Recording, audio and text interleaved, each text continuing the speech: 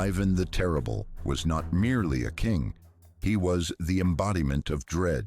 When he claimed the throne in 1547, no one could predict that this man, who declared himself God's chosen one, would morph into one of Russia's most brutal rulers. He didn't just ascend, he seized an entire nation with an iron fist, proclaiming himself the first Tsar of Russia. Picture this scene: Ivan, merely 16 years old, standing in the Uspensky Cathedral with a crown on his head, surrounded by trembling nobles. He was no ordinary boy. He was forged by betrayal and intrigue from a young age. One could feel the chill in every breath he took. Initially, people hoped Ivan would be a reformer. In 1549, he convened the Zemsky Sobor, seemingly a progressive move. But he used this assembly not to empower the people, but to tighten his grip on power. It was the charade of a tyrant in disguise. His moniker Grozny wasn't just about being formidable, it also meant terrible. And indeed, that name became emblematic of unparalleled cruelty. The chronicles of Andrei Kurbsky do more than describe his reign's instability. They paint a vivid picture of a man, chillingly devoid of warmth. Ivan knew how to make others tremble in fear. He crafted an image of a ruler for whom mercy did not exist. Those who dared oppose him paid dearly. It's no accident that the name Ivan the Terrible continues to haunt to this day. Picture a nightmare, ripped from the very heart of Russia's unity. In 1565, Ivan IV, known as Ivan the Terrible, didn't merely create a new policy. He deftly crafted Oprichnina, a living nightmare. It wasn't just a separate territory within his realm. It was a world where Ivan held absolute power, where life and death lay in his hands. The Sudebnik of 1550 was not just ordinary legal codes. They were the blueprints for Ivan's autocratic rule. By distributing lands to loyalists, Ivan forged a new nobility, men who wouldn't hesitate to obey his every command. These men were not merely loyal aristocrats, they were enforcers of his bloodthirsty policies. The Oprichniki were no ordinary soldiers, but a private army with unchecked brutality. Imagine men clad in black, riding on dark steeds with a dog's head hanging from their saddles, a symbol of blind loyalty and relentless pursuit. They had no qualms about torture or murder to uphold Ivan's power. In 1570, at Novgorod, a massacre unfolded. The Oprichniki stormed into the city like a tempest. Thousands perished under their blades. This was not merely a massacre, it was a chilling message from Ivan. Betrayal will be met with death. Heinrich von Staden, an eyewitness of the time, described the harrowing scenes. They harvested lives like wheat. Blood flowed as rivers. The ruthlessness of this ruler defied imagination. Ivan consolidated his power precisely through this: fear and unrestrained brutality. The Oprichnina was not just an instrument of tyrannical rule. It was a symbol of Ivan's own dark soul, where greed and suspicion devoured any shred of benevolence.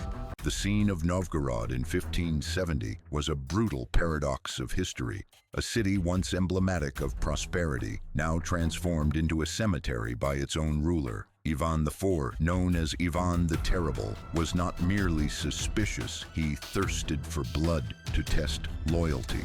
Feel the cruelty as the Oprichniki, Ivan's shadow army, descended like a storm.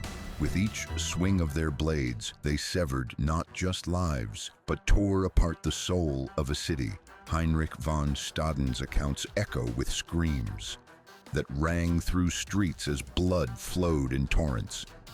They erased humans like harvesting wheat, he wrote, every word soaked in horror.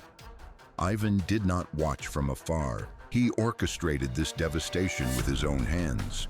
He personally selected suspects, dragging them into chambers where pain became an art form. In letters between Andrei Kurbsky and Ivan, descriptions detail how he stretched bodies on breaking wheels and branded them with hot iron. Not just adults, but even children, did not escape the Mad King's iron grip. Corpses lay strewn across streets as vivid evidence of indescribable savagery. The Novgorod massacre was not merely a lesson for traitors. It was a stark reminder that under Ivan the Terrible's reign, loyalty was the only means of survival. Historical documents not only confirm the death toll, but reveal the depths of cruelty Ivan would employ to safeguard his power. Imagine a tyrant who turned fear into his greatest weapon, only to end up destroying his own bloodline. Ivan IV, known as the Terrible, locked himself in the darkness of his own making. In 1581, a single blow of his shattered an entire dynasty.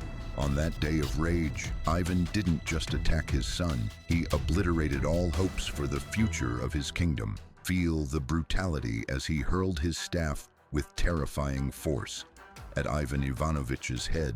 The heir's death was not merely a familial tragedy, but a dark symbol of self-destruction. Evidence from Andrei Kurbsky's letters captures the agonizing scream that echoed through the cold corridors, a sound tearing at the souls of those who witnessed it. Ivan knelt by his son's body, cradling the cooling flesh, his cries merging with the unfeeling stone walls. The instability stemmed not just from this family tragedy, but from the crushing failure in the Livonian War, 1558-1583. Vain ambitions not only drained resources, but weakened the nation. Ivan, in his despair-laden letters to Kurbsky, acknowledged the inevitable collapse. "A king without a legacy is nothing but a ghost," Kurbsky wrote, an eerie prophecy of Ivan's downfall. The events of 1581 are not merely a painful lesson, but vivid evidence of the cost of unchecked paranoia. It underscores that even the mightiest rulers can self-destruct from their own self-made fears.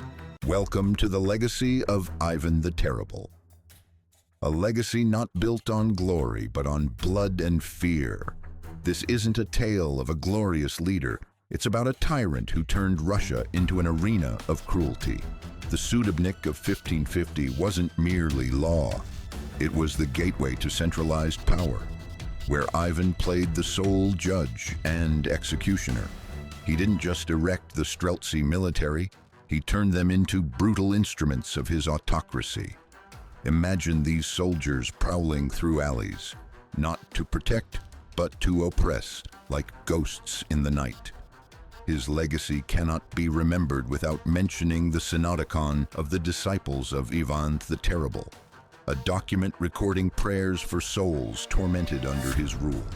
These lines are not just prayers, but cries for thousands of lives crushed under his heel. "Lord, have mercy on the souls tormented," wrote a disciple. It's an unmasked indictment of brutality. In that darkness, future leaders learned to wield power through fear and violence. They watched Ivan manipulate politics and military with inhumane coldness, paving the way for future generations to follow suit. Ivan left behind a stronger yet deeply unstable nation. His shadow still haunts every corner of Russian history, a reminder that even the greatest leaders can become monsters when consumed by power and paranoia.